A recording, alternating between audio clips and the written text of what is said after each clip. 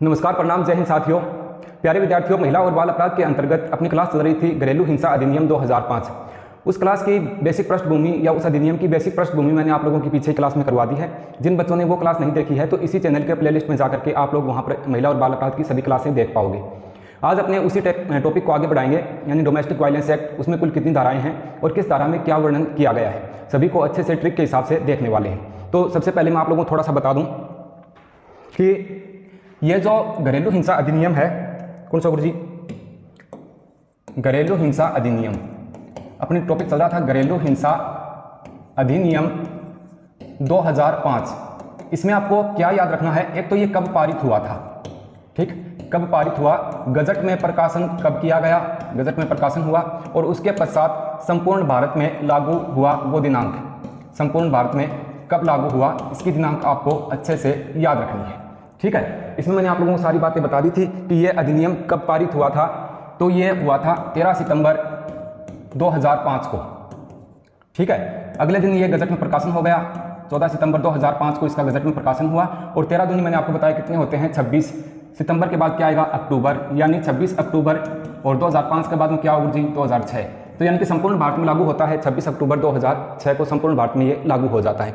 तो ये इसकी बेसिक जानकारी है। प्रश्न सीधा परीक्षा में ऐसे भी आ सकता है कि घरेलू हिंसा अधिनियम माना जाता है 2005, 2012, क्योंकि पॉक्सो एक्ट है 2012, या फिर ऐसे आ जाएगा, आपने कल पढ़ा था परसों दहेज प्रतिषेध अधिनियम 1965। तो इस हिसाब से ऑप्शन आएंगे। तो इन चीज़ों को आप पूरे जो अधिनियम का पूरा नाम है उसको अच्छे से थोड़ा याद रखोगे, ठीक बात है, ठीक है। अब इसमें कुल 37 धाराओं का उल्लेख है और धारा 1 से मैं यहाँ पर प्रारंभ कर रहा हूँ। धारा 1, देखो ये जितने भी अधिनियम अपने पढ़ेंगे 10 के आसपास अधिनियम हैं, इन सभी अधिनियम में 2 धाराएं तो आपकी वैसे ही याद हो जाएंगी। धारा 1 में इसका संक्षिप्त नाम, विस्तार और कब लागू हुआ, सभी अधिनियम में सेम है, ठीक बात है, ये तो ठीक बात है ना। और दूसरी जो परिभाषा है, यानी कि धारा 2, उसमें परिभाषाओं का उल्लेख किया गया है सभी अधिनियम में, यानी जो भी अधिनियम होगा उसकी जो डेफिनेशन है, वह की जो परिभाषा है वह धारा 2 में अपन देखने मिलेगी। तो यहाँ पर भी धारा 1 में अधिनियम का संक्षिप्त नाम, अधिनियम का संक्षिप्त नाम, ठीक बात है, विस्तार, और ये कब लागू हुआ, कब लागू हुआ, इसका उल्लेख किसमें मिलता है, धारा 1 में, ठीक है। संक्षिप्त नाम मैं थोड़ा डिटेल बता देता हूं। इस अधिनियम का संक्षिप्त नाम है घरेलू हिंसा अधिनियम 2005। क्या है गुरु जी, घरेलू हिंसा अधिनियम 2005 इस अधिनियम का संक्षिप्त नाम है। इसका विस्तार संपूर्ण भारत में है, जम्मू कश्मीर को छोड़कर। उस समय, अब तो जम्मू कश्मीर में भी है, संपूर्ण भारत में इसका विस्तार है, ठीक है। जम्मू कश्मीर में पहले जब ये लागू हुआ उस समय नहीं था, धारा 370 वहाँ पर चल रही थी, ठीक है। धारा 370 हटने के पश्चात जम्मू कश्मीर में भी ये लागू है। कब लागू हुआ, तो 26 अक्टूबर 2006 को ये संपूर्ण भारत में लागू होता है, जम्मू कश्मीर को छोड़कर। तो ये धारा 1 में उल्लेखित जो चीज़ें हैं मैंने यहाँ पर आप लोगों के साथ साझा की हैं। धारा 2 पे आ जाओ। धारा 2 में परिभाषाओं का उल्लेख है, परिभाषाओं का उल्लेख है। अब आप सोचोगे सर आपने बहुवचन क्यों लिखा परिभाषाएं, परिभाषाएं इसलिए लिखा है कि धारा 2 में कई प्रकार की परिभाषाएं हैं, लेकिन इसमें जो काम की परिभाषा है अपने लेवल के अनुसार, अपना जो कांस्टेबल की जो एग्जाम होगी उसके अनुसार, या महिला ASI में आएगा उसके अनुसार देखें तो इसमें एक परिभाषा है वो पूछी जा सकती है। वह कौन सी है गुरु जी, इसमें व्यथित पक्ष की परिभाषा है, व्यथित पक्ष, इसकी परिभाषा जो है ये किसमें दी गई है, धारा 2 में। आप यहाँ पर एक बात जरूर याद रखे थे, कौन सी है, यहाँ पर ये पूछ ले कि घरेलू हिंसा की परिभाषा किस धारा में उल्लेखित है, तो वो धारा 3 में है। घरेलू हिंसा की परिभाषा धारा 3 में है, और इसमें विभिन्न परिभाषाएं हैं, जैसे व्यथित पक्ष है, पीड़ित पक्ष है, नातेदारी है, इस प्रकार की परिभाषाएं हैं। इसमें व्यथित पक्ष की परिभाषा जो है वही पढ़ने के लायक है, बाकी तो आपको बेसिक वैसे देखने से ही याद हो जाएगा। व्यथित पक्ष मैंने आपको बात बताई थी, व्यथित पक्ष का मतलब यहाँ पर कौन होगा, कोई ना कोई महिला होगी, क्योंकि घरेलू हिंसा अधिनियम 2005 जो है वो ये कहता है कि इस अधिनियम के तहत कोई भी महिला किसी व्यक्ति के साथ निजी साझेदारी में या साझीग्रस्ती में रह रही है और वो किसी पुरुष के द्वारा प्रताड़ित की जाती है, तो यहाँ पर व्यथित पक्ष हमेशा महिला को ही माना जाएगा।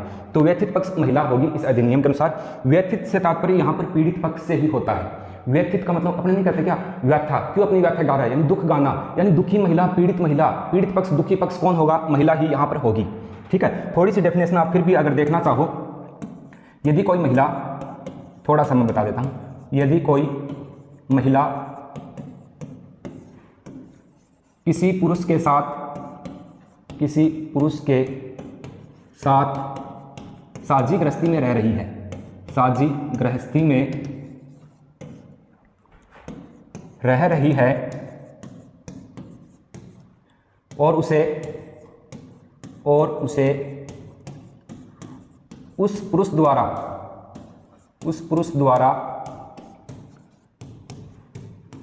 शारीरिक रूप से, उस पुरुष द्वारा शारीरिक, मानसिक, भावनात्मक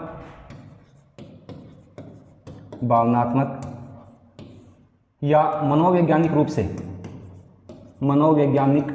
से प्रताड़ित किया जाता है,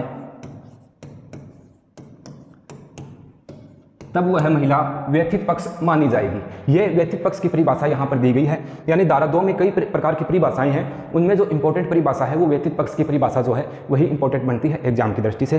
तो इन दोनों धाराओं को आप अच्छे से याद कर लेना। धारा 1 में संक्षिप्त नाम विस्तार कब लागू हुआ, धारा 2 में परिभाषाओं का उल्लेख है। परिभाषाओं में यहाँ पर अपने को व्यथित पक्ष की परिभाषा है, इसको ही थोड़ा सा याद रखना है। ठीक है, 2 धाराएं क्लियर हैं, साथ साथ याद करते चलना भाई। हाँ, अब आ जाओ धारा 3 पर। कौन सी गुरुजी? धारा 3। धारा 3 में क्या है? घरेलू हिंसा की परिभाषा है। ये बात याद रखने लायक है कि घरेलू हिंसा की परिभाषा किस धारा में उल्लेखित है, घरेलू हिंसा की परिभाषा दी गई है। मैं फिर यह बात बता रही हूँ क्योंकि यह बात इंपॉर्टेंट है। आमतौर पर पहले मैंने आपको यह बता दिया कि जितने भी अधिनियम है सब में परिभाषाओं का उल्लेख है, तो बच्चे इस हिसाब से याद कर लेते हैं। कोई भी परिभाषा के बारे में किसी के बारे में पूछ लिया तो अपनी धारा 2 कर देंगे, लेकिन वो जानबूझ के एग्जामिनर ऐसे होते हैं, वो जानबूझ के पूछेंगे कि घरेलू हिंसा अधिनियम 2005 के अंतर्गत घरेलू हिंसा की परिभाषा दर्शाई गई है धारा 2 में, धारा 3 में, धारा 4 में और धारा 5 में। तो घरेलू हिंसा की परिभाषा धारा 3 में है। 3 तिगाड़ू काम बिगाड़ू, 1 2 3। ठीक है, घरेलू हिंसा की परिभाषा। घरेलू हिंसा क्या होती है ये पीछे की क्लास में बात हो चुकी है, फिर मैं आपको बता देता हूँ। यदि कोई महिला किसी व्यक्ति के साथ साझी गृहस्थी में रह रही है और उस व्यक्ति के द्वारा शारीरिक, भावनात्मक, मनोवैज्ञानिक या शारीरिक रूप से उसे प्रताड़ित किया जाता है उसी पुरुष के द्वारा, तब वह घरेलू हिंसा के अंतर्गत आएगा। या छोटी डेफिनेशन देखें तो घर के दायरे में की गई हिंसा जो है वो घरेलू हिंसा कहलाती है। घरेलू हिंसा जरूरी नहीं कि पति पत्नी के बीच ही हो, एक माँ को एक पुत्र के द्वारा प्रताड़ित किया जाता है वो भी घरेलू हिंसा के अंतर्गत आएगा। एक ससुर है वो अपनी बहू को प्रताड़ित करता है तो वो घरेलू हिंसा के अंतर्गत आता है। घर में रह रहे भाई और बहन हैं तो बहन को भाई परेशान करता है, प्रताड़ित करता है तो ये भी घरेलू हिंसा के अंतर्गत आएगा। ठीक है, थोड़ी इसकी डिटेल पीछे की क्लास में मैंने करवा रखी है, तो घरेलू हिंसा की परिभाषा मैं यहाँ पर लिख नहीं रहा हूँ। फिर आ जाओ धारा 4। धारा 4 जो है ये ठीक है। धारा 4 में क्या उल्लेखित किया गया है इस बात पर आप थोड़ा ध्यान देना। घरेलू हिंसा की सूचना से संबंधित ये धारा बताई गई है। घरेलू हिंसा की सूचना कौन दे सकता है? देखो धारा 4, ठीक है, धारा 4 में घरेलू हिंसा की सूचना, इतना याद रखना आप। अब घरेलू हिंसा की सूचना यानी किसी महिला के साथ मारपीट हुई है या उसको प्रताड़ित किया गया है किसी भी रूप में, तो वह उसकी सूचना पुलिस को समय भी दे सकती है। ठीक है, या उसका कोई नातेदार है वह भी इसका परिवाद जो है वो थाने में, संबंधित थाने में लगा सकता है। तो इसमें बात यह कही गई है कि घरेलू जो हिंसा जो हो रही है उसका परिवाद कौन दायर करेगा, इसकी बात यहाँ पर की गई है। तो यहाँ घरेलू हिंसा की सूचना, घरेलू हिंसा की सूचना, घरेलू हिंसा की सूचना की बात कही गई है। अब इसमें 2-3 चीज़ें आप देखना। घरेलू हिंसा की सूचना का परिवाद पीड़ित महिला समय भी लगा सकती है। पीड़ित महिला जो है ये भी परिवाद दायर कर सकती है कि मेरे साथ मारपीट की गई है या गाली गलौज किया गया है, ठीक है, या अपशब्दों का प्रयोग किया गया है। तो पीड़ित महिला जो है वो समय परिवाद भी यहाँ लगा सकती है। जो पीड़ित महिला है उसका कोई नातेदार है वह भी इससे संबंधित जो परिवाद है वो दायर कर सकता है। ठीक है, ये बात यहाँ पर ये की जा रही है कि घरेलू हिंसा जो हुई है उसकी सूचना कौन दे सकता है। ठीक है, हाँ, तो ये बात हो गई है अपने। तो आप याद रखना, धारा 1 में संक्षिप्त नाम विस्तार कब लागू हुआ, धारा 2 में परिभाषा है, वहाँ व्यथित पक्ष की परिभाषा दी गई है। धारा 3 में घरेलू हिंसा की परिभाषा है। धारा 4 क्या कहती है, घरेलू हिंसा की सूचना कौन देगा, इससे संबंधित है धारा 4। अब चलते हैं धारा 5 पर। बेसिक चीज़ें ही याद रख लेना, ज़्यादा डिटेल में जाने की आवश्यकता नहीं, ज़्यादा डिटेल यहाँ पर इनकी है भी नहीं। धारा 5 कहती है कि पुलिस अधिकारियों, सेवा प्रदाताओं के कर्तव्य। इस अधिनियम के अनुसार पुलिस अधिकारियों, सेवा प्रदाताओं, पुलिस अधिकारियों व सेवा प्रदाताओं के कर्तव्य, सेवा प्रदाताओं के क्या कर्तव्य होंगे ये यहाँ पर इसमें मेंशन किया गया है। किसमें? धारा 5 में। पुलिस अधिकारियों के वैसे अनेक कर्तव्य होते हैं, लेकिन इस अधिनियम के अनुसार अपने देखें, यानी कि घरेलू हिंसा अधिनियम 2005, इसका अलग अपना पैटर्न है, अलग एक ढांचा होता है। मैंने आपको बताया कि अधिनियम क्या चीज़ होती है, एक अलग से ढांचा होता है। इसके अनुसार ये तय करेगा कि पुलिस अधिकारियों के इस अधिनियम के अनुसार क्या कर्तव्य होंगे। ठीक है, सेवा प्रदाता कौन होंगे यहाँ पर? जो एनजीओ वगैरह काम करते हैं, जो समाज के लिए कई ऐसी संस्थाएं बनाई गई हैं जो कि राज्य सरकार द्वारा पंजीकृत संस्थाएं हैं, वो उनके लिए यहाँ पर सेवा प्रदाताओं की बात की गई है। तो वो भी उनके क्या कर्तव्य हैं, उन संस्थाओं के उसके कर्तव्य भी यहाँ पर दिए गए हैं। इनके क्या क्या कर्तव्य हैं वो मैं थोड़ा सा आप लोगों के साथ यहाँ पर लिख करके साझा करूँगा। देखो, इनके कर्तव्य होते हैं कि सेवा प्रदाताओं की सेवाओं की उपलब्धता हमेशा रहेगी। मैं डिलीट कर रहा हूँ, एक बार आपने देख लिया होगा। इसी में धारा 5 की बात हो रही है। धारा 5 में क्या क्या कर्तव्य हैं उनके, यही बात मैं यहाँ पर कर रहा हूँ कि सेवा प्रदाता एवं पुलिस अधिकारी इस अधिनियम के तहत सेवा उपलब्ध करवाएंगे। सेवा उपलब्ध करवाएंगे। ठीक है, ये सेवा 24 घंटे उपलब्ध रहेगी। किसी महिला के साथ रात्रि में भी घरेलू हिंसा हुई है या मारपीट हुई है, उसे प्रताड़ित किया गया है, तो उसके संदर्भ में वो महिला किसी भी समय जाकर के ये परिवाद लगा सकती है। कहने का मतलब इसका ऑल ओवर अर्थ ये निकलता है कि कोई महिला इस प्रकार की शिकायत लेकर के आती है घरेलू हिंसा की, तो उसका परिवाद जो है, उसकी बात जो है, उसको तुरंत रूप में सुना जाएगा। ठीक है, निःशुल्क विधिक सेवा भी उनको उपलब्ध करवाएंगे। दूसरा पॉइंट इसमें बनता है कि निःशुल्क विधिक सेवा उपलब्ध करवाई जाएगी। विधिक सेवा उपलब्ध करवाई जाएगी। ठीक है, तो निःशुल्क विधिक सेवा का मतलब, विधिक सेवा समझ गए, न्यायालय से संबंधित जो भी काम है, तो वकील वगैरह इसमें किसी प्रकार का कोई पैसा नहीं लेंगे। इस अधिनियम में ये बात कही गई है कि उनको इससे संबंधित, घरेलू हिंसा से संबंधित जो परिवाद मिला है, उनकी निःशुल्क सेवा उपलब्ध करवाई जाएगी। यहाँ पर ये बात कही गई है। धारा 498 के तहत परिवाद दाखिल किया जाएगा। आईपीसी की धारा 498 के अनुसार परिवाद दायर किया जाएगा। परिवाद दायर किया जाएगा। ठीक, तो ये धारा 5 में है। मैं ताना एक बार दोबारा यह सारी बात समझा दूं। देखो, धारा 5 में क्या उल्लेखित किया गया है, तो धारा 5 में पुलिस अधिकारियों, ठीक है, और सेवा प्रदाताओं के इस अधिनियम के अनुसार क्या कर्तव्य होगा, यह बात क्या है, धारा 5 में है। ठीक, धारा 5 अब नहीं आएगी कोई आंच, ठीक, क्योंकि पुलिस अधिकारी है। अब इसके अनुसार पॉइंट देखें तो सेवा प्रदाता एवं पुलिस अधिकारी इस अधिनियम की संबंधित जो भी सेवाएं हैं वो उपलब्ध करवाएंगे। इसमें निःशुल्क विधिक सेवा उपलब्ध करवाई जाएगी। न्यायालय से संबंधित कोई मामला है तो वो निःशुल्क यहाँ पर रहेगा। और आईपीसी की धारा 498 के अनुसार परिवाद दायर जो है वो किया जाएगा। ये धारा 5 में 4-5 पॉइंट्स ऐसे हैं जो कि परीक्षा में पूछे जा सकते हैं। ठीक बात है सर। अब मैं आपको लेकर चलता हूँ धारा 6 में।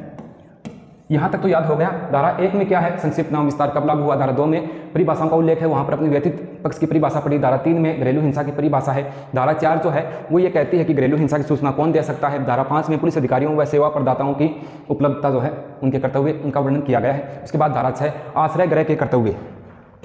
धारा 6 में आश्रय गृह के कर्तव्य, यह क्या बात हो गई, देखो बढ़िया बात है ना, आश्रय गृह के कर्तव्य। अब पढ़ रहे थे अधिनियम, आश्रय गृह कहाँ से आ गया। आश्रय यानी कि जहाँ पर उनको शरण दी जा सके, ऐसा आश्रय स्थल।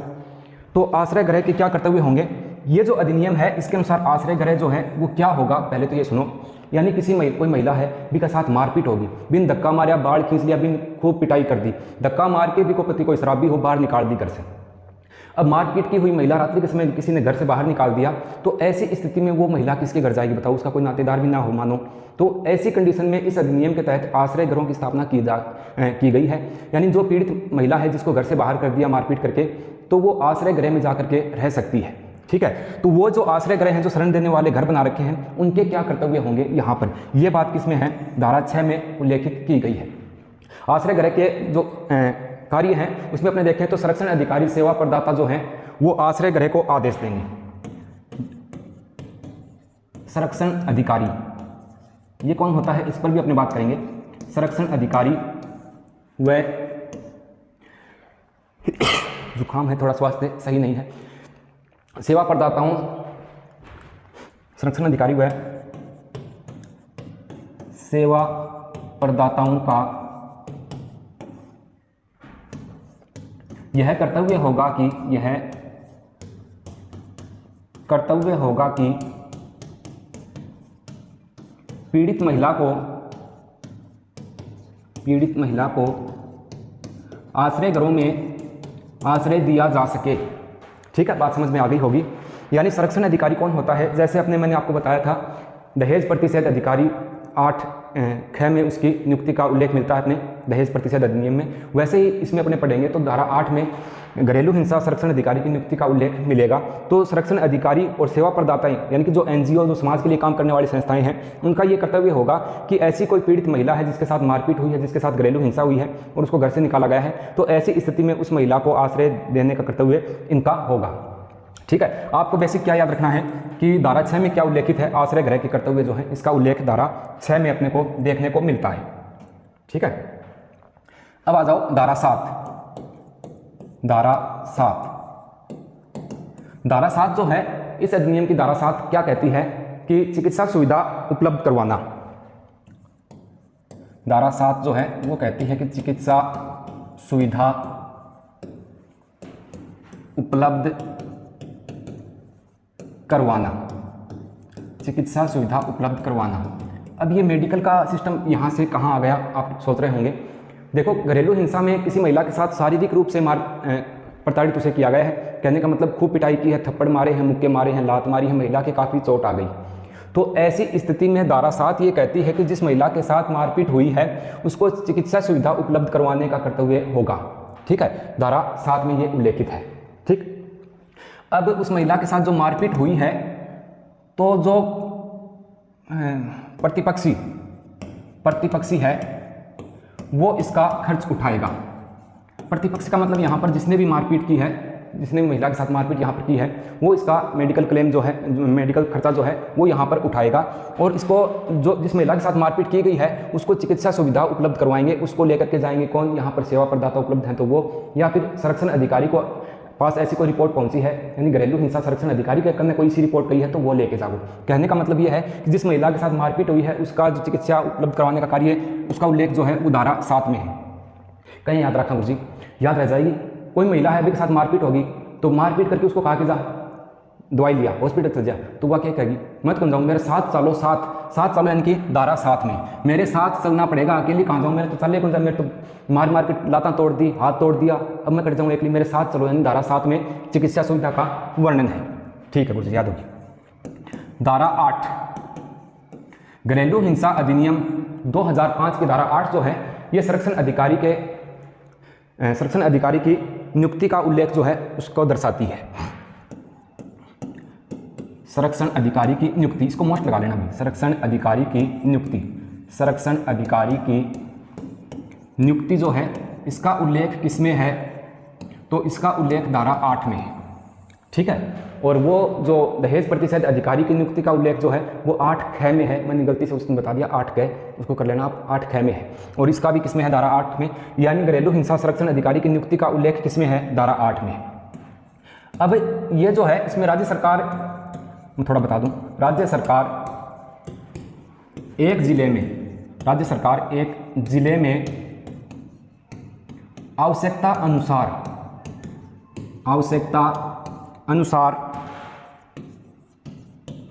अनुसार कितने भी, कोई फिक्स नहीं कि कितने होंगे, कितने भी महिला एवं पुरुष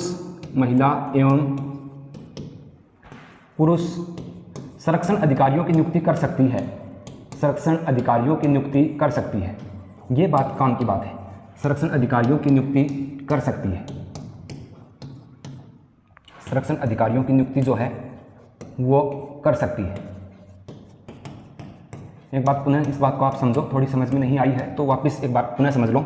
यानी कि धारा 8 जो है इसमें घरेलू हिंसा संरक्षण अधिकारी की नियुक्ति का उल्लेख किया गया है, किसमें, धारा 8 में।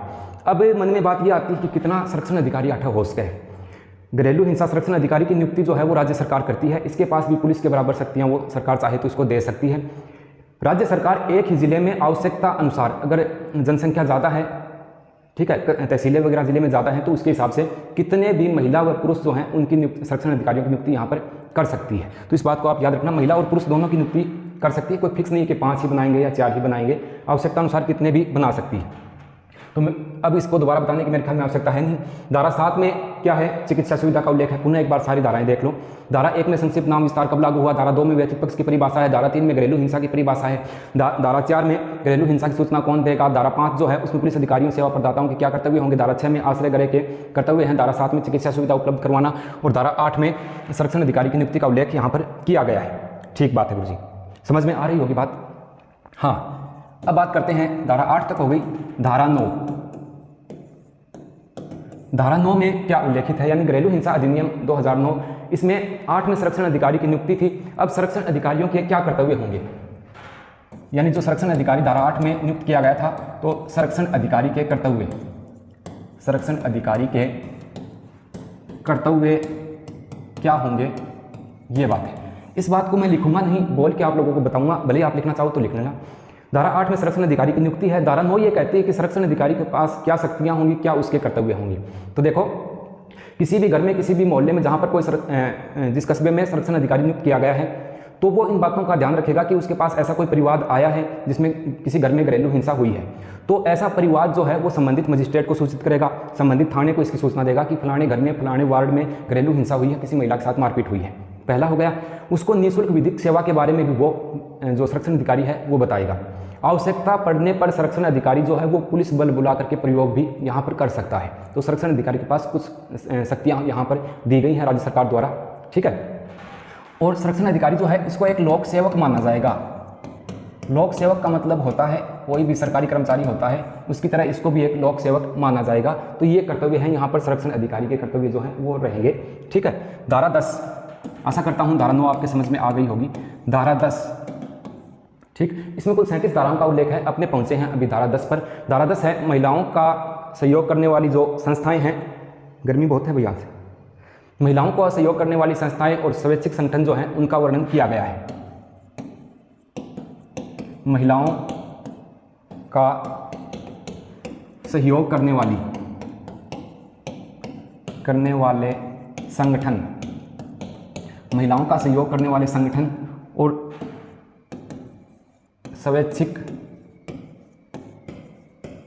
कंपनी का वर्णन है। स्वैच्छिक कंपनी से यहाँ पर मेरा तात्पर्य एनजीओ से ही है, ठीक है। अब देखो धारा 10 में एक तो महिलाओं का सहयोग करने वाले संगठन, यानी कई ऐसे समाज सेवा हेतु संगठन बने होते हैं जो महिलाओं को के उत्थान के लिए कार्य करते हैं, महिलाओं की जागरूकता के लिए कार्य करते हैं, तो उनके बारे में धारा 10 में उल्लेखित किया गया है। यह स्वैच्छिक कंपनी है, अनेक कंपनी, अनेक एनजीओ जो महिला सशक्तिकरण का कार्य करवाते हैं, महिला शिक्षा का कार्य करवाते हैं, महिला जागरूकता के कार्य करवाते हैं। समय समय पर वो अनेक जगह कैंप वगैरह लगा करके महिलाओं को जागरूक करने का प्रयास करते हैं। तो इन सभी का वर्णन जो है वो धारा 10 में किया गया है। अब ये जो संगठन है, ये जो स्वैच्छिक कंपनी है, ये जो महिलाओं के हित में काम करते हैं, तो इसके लिए एक वैधता यहाँ पर दी गई है। ये सारे संगठन या जो स्वैच्छिक कंपनियाँ हैं ये राज्य सरकार द्वारा पंजीकृत होनी चाहिए, राज्य सरकार द्वारा पंजीकृत होनी चाहिए। ऐसे नहीं कि कोई ठग टाइप कोई एजेंसी बना ली या ठग टाइप ऐसा कोई संस्था बना ली जो महिलाओं के हित में कार्य करने के बजाय महिलाओं का किसी प्रकार में शोषण करने में सहयोग देते हों। ऐसी कंपनियां भी कई बना लेते हैं, फ्रॉड वाली। तो ये जो ऐसी संस्था होगी, ऐसे संगठन होंगे, ये राज्य सरकार द्वारा पंजीकृत होंगे। अगर ये किसी काम में सहयोग कर भी रहे हैं और इनका पंजीकरण नहीं है तो ये तुरंत प्रभाव से राज्य सरकार में अपना पंजीकरण यहाँ पर करवाएंगे। ये सारी बातें इसमें हैं, धारा 10 में, ठीक है। ठीक बात है मुझे। आगे चलते हैं और बात करते हैं धारा 11 की। बोर हो गए क्या? देखो कई टॉपिक्स ऐसे होते हैं, इंपॉर्टेंट टॉपिक हो गए कई, तो भी न पढ़ता थोड़ा जोर आवे, और जिन चीज़ां ते याद रखियो ताने पढ़ने में जोर आवे, ठीक है, या परेशानी उठानी पड़े, वही चीज़ें ताने नौकरी लगाने वाली है, वही चीज़ें ताने सफल बनाने वाली है। आसान चीज़ें अपने पढ़ते हैं तो आसान चीज़ें तो पूरी दुनिया ही पढ़ती, सारा टाबर पढ़े, टाबर कठा के पढ़ना बंद करे तान ध्यान है। जब कोई चीज़ में बार बार कोई हार्ड चीज़ आवे तब वो थकार के किताब फेंक दे के मरण दो, कौन पढ़े जाए, कौन माथा पच्ची करे, नंबर तो आओगे, इतनी भीड़ होगी, आपने कौन नंबर आने दे, ठीक। तो हमेशा एक चीज़ याद रखना, नौकरी लगना है, टारगेट फिक्स कर लो, लगना है तो लगना है। कितनी भी मेहनत हो, कोई चीज़ नहीं समझ में आ रही तो उसको 2 बार पढ़ लो, 3 बार पढ़ लो। खुद से नहीं समझ में आ रही किसी टीचर से पूछ लो, कोई यूट्यूब पे देख लो, मेरी बात नहीं समझ में आवे तो कोई दूसरा गुरुजी बढ़िया पढ़ावे, बिन जाके थी देख इसको, ठीक है। लेकिन मेरा कहने का मतलब ये है कि आप लोग पढ़ो एक बार, मैं भी तो मेहनत कर रहा हूँ, मैं आप लोगों के लिए कर रहा हूँ। ज़्यादा लोग आप लोग मेरे को पता है देखते नहीं है, मेरे पास 50 बच्चे ऐसे हैं जो इस वीडियो को एक बार देखेंगे शुरुआत में, उनके लिए मैं ये क्लास करवाता हूँ। तो अन्य बच्चों के साथ भी आप शेयर कर देना अगर आपको क्लास अच्छा लगे तो। धारा 11 की बात करते हैं, और धारा 11 कहती है कि राज्य सरकार के क्या कर्तव्य होंगे इस अधिनियम के अनुसार। राज्य सरकार के कर्तव्य, राज्य सरकार के कर्तव्य यहाँ पर क्या बनते हैं। राज्य सरकार का बहुत बढ़िया कर्तव्य है कि यह कर्तव्य होगा गुरुजी। देखो ये जो अधिनियम है घरेलू हिंसा अधिनियम 2005, तो राज्य सरकार ये तय करेगी कि समय समय पर इस अधिनियम का प्रचार करे। ठीक है, प्रत्येक महिला जो है गांव में हो या किसी कस्बे में हो, वह इस अधिनियम के बारे में जाने। अगर उनके साथ घरेलू हिंसा हो रही है तो वो इस अधिनियम के तहत परिवाद लगा सकती हैं। कहने का मतलब राज्य सरकार इस अधिनियम का प्रचार प्रसार करेगी। समय समय पर संरक्षण अधिकारी, पुलिस अधिकारी या जो विधिक सेवा के कर्मचारी हैं उनके साथ मिलकर के इस अधिनियम के तहत मीटिंग जो है उनका आयोजन यहाँ पर सरकार करेगी। तो ऑल ओवर अपने देखें तो अर्थ निकलता है कि धारा 11 में राज्य सरकार के कर्तव्य जो है उनका उल्लेख किया गया है। राज्य सरकार के कर्तव्य इस अधिनियम के अनुसार क्या होंगे। राज्य सरकार अधिक से अधिक इस अधिनियम का प्रचार प्रसार करेगी। ठीक है, प्रचार प्रसार करेगी, कैसे करेगी, एक एक करके करेगी। पहले एक पॉइंट बताएगी, फिर एक पॉइंट याद करने के लिए बता रहा हूँ। ठीक है, याद हो जाएगा। धारा 11 में राज्य सरकार के कर्तव्य दिए गए हैं कि क्या कर्तव्य यहाँ पर उनके रहेंगे। धारा 11 तक अपने पढ़ चुके हैं। अब बात करते हैं धारा 12। इतनी इंपॉर्टेंट है नहीं, फिर भी मैं आप लोगों को बता देता हूँ। धारा 12 जो है मजिस्ट्रेट को आवेदन या संरक्षण अधिकारी की सूचना पर कार्रवाई। धारा 12 मजिस्ट्रेट को आवेदन, मजिस्ट्रेट को आवेदन या संरक्षण अधिकारी की सूचना पर कार्यवाही, संरक्षण अधिकारी की सूचना पर कार्यवाही, संरक्षण अधिकारी की सूचना पर कार्यवाही। इसका उल्लेख इसमें है, धारा 12 में है। धारा 12 ये कहती है कि मजिस्ट्रेट को आवेदन जो है वो कौन सौंपेगा। ठीक, इसमें मैंने आपको बताया जो पीड़ित महिला है या जो व्यथित महिला है वह है। ठीक है, अब ये बात तो हो गई। अब यहाँ पर जो मजिस्ट्रेट का होगा उसके अनुसार देखें तो न्यायालय है, न्यायालय यहाँ पर ठीक 2 माह के अंदर अपना फैसला जो है वो निश्चित रूप से सुनाएगा। ऐसा भी इसी धारा में उल्लेखित है। मैंने बात अपने को इतनी याद रखनी कि मजिस्ट्रेट को आवेदन, संरक्षण अधिकारी की सूचना पर कार्यवाही, इसका उल्लेख धारा 12 में है। ये जो मजिस्ट्रेट को आवेदन लगेगा उसके पश्चात न्यायालय ये तय करेगा, न्यायालय को ये फिक्स होगी ये चीज़ कि वो 2 माह में फैसले का निपटारण जो है वो यहाँ पर करेगा, और इसकी सूचना जो है वो संरक्षण अधिकारी के द्वारा दी जाएगी। ठीक है, और प्रतिपक्षी को हाजिर करने हेतु, प्रतिपक्षी यहाँ पर कौन होगा, जिसने मारपीट की है, प्रतिपक्षी को हाजिर करने के लिए संरक्षण अधिकारी यहाँ पर जवाबदेह होगा, संरक्षण अधिकारी जवाबदेह होगा। ठीक है, तो कहने का मतलब धारा 12 में मजिस्ट्रेट को आवेदन और संरक्षण अधिकारी की सूचना पर कार्यवाही जो है इसका उल्लेख मुख्य रूप से किया गया है। उसके बाद धारा 13 जो है उसको आप थोड़ा सा याद रखना। धारा 13 इंपॉर्टेंट है भाई। धारा 13 जो है वो ये कहती है कि न्यायालय ये तय करेगा,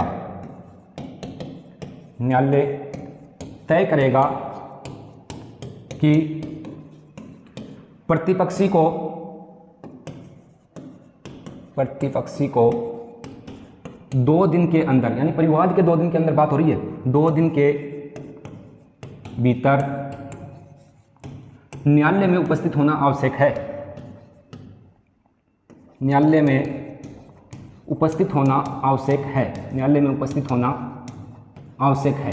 अगर प्रतिपक्षी 2 दिन में नहीं आता है तो यहाँ पर न्यायालय के पास पावर होगा, शक्तियाँ होंगी कि वो एक तरफा फैसला यहाँ पर प्रतिपक्षी के खिलाफ दे सकेगा।